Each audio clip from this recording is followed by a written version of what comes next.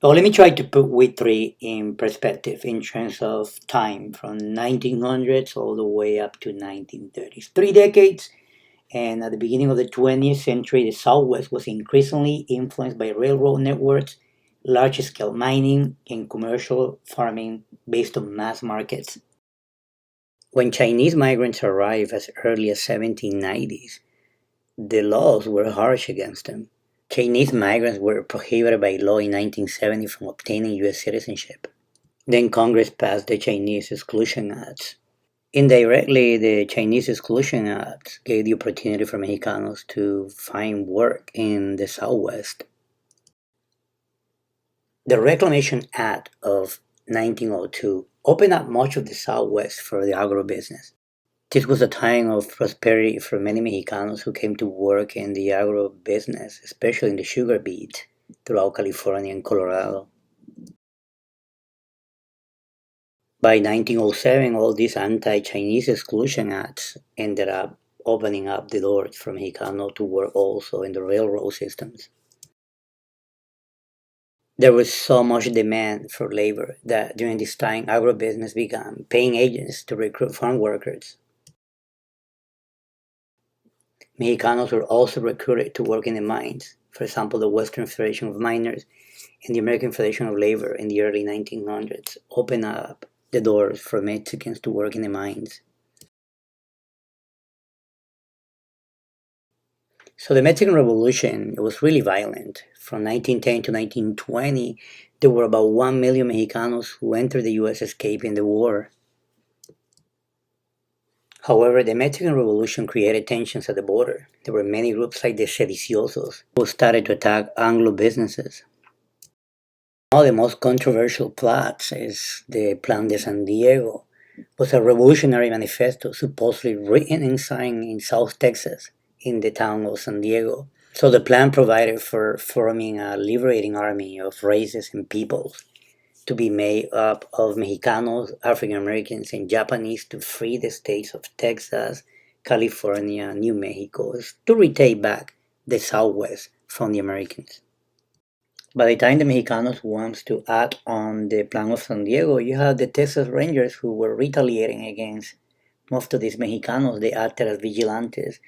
During the first 2 decades of the 20th century, Mexicanos were subject to torture, flogging, lynching, shootings, and other mob violence. But the war at the border kind of escalated when Woodrow Wilson became involved in the Mexican Revolution and Pancho Villa felt betrayed.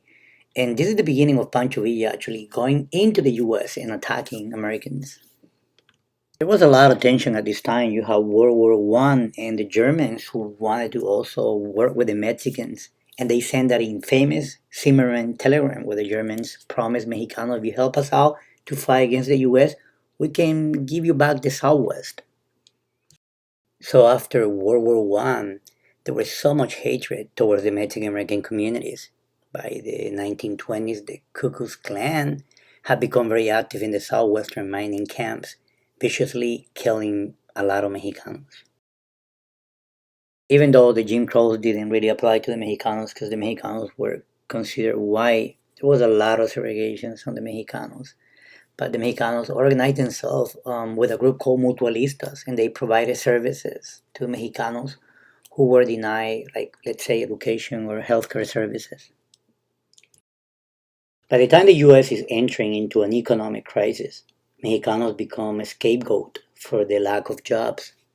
This is the time where a lot of members of the Congress wants to pass laws to restrict Mexican immigration. 1920s Congress petitioned to make unlawful entry a punishable offense. There is also the bill by John C. Boggs in 1926 who wanted to include Mexico in the quota system. By 1924, we have the Border Patrol, and this is actually a picture at San Isidro entry here in the border between San Diego and Tijuana. By 1930, the situation for Mexicans and Mexican Americans worsened with the stock market crash. Then by 1930s, you have President Hoover, who was really anti-Mexican, and he was really happy with not letting Mexicanos in the U.S. So President Hoover came up with the program of American Jobs for Real Americans, In Detroit, for example, the automakers fired many of their Hispanic workers. So according to the official United States INS records, during the Great Depression, an estimated 400,000 to a million Mexicans and Mexican Americans left the U.S. back to Mexico. Throughout the 30s, there were so many cases of segregation, especially to Mexicanos. One of them is the documentary that you're going to get to see on Week 4, which is the Lemon Grove incident. It deals with one of the first cases of segregation to the Mexican American community in the city of Lemon Grove. The Lemon Grove case played a significant role in the defeat of the Bliss Bill. The Bliss legislation would have classified Mexicanos as Indians, which in turn would have allowed Mexicanos and their children to be segregated. And that's all for week 3, and I'm looking forward to week 4.